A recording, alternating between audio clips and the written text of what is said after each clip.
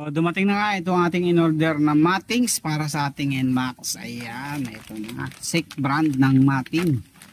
So, mayroon ang kasamang slider, tapos mga stainless na screw.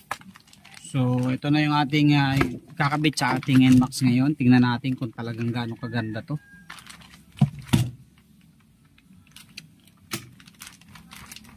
Buksan natin. So, ito na yun, no?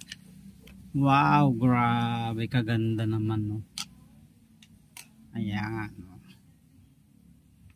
Kaganda naman. Garaw, oh. So,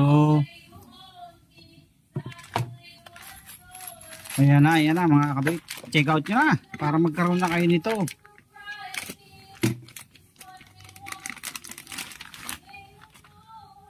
Okay. Check out na. Check out na.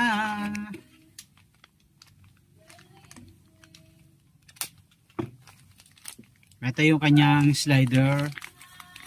So may kasama na rin siyang slider para protection sa ating motor. Ayun, oh, ganda, oh. Para siyang fiber pero I think hard plastic siya. Oh. See, i-install natin yan ngayon sa ating motor.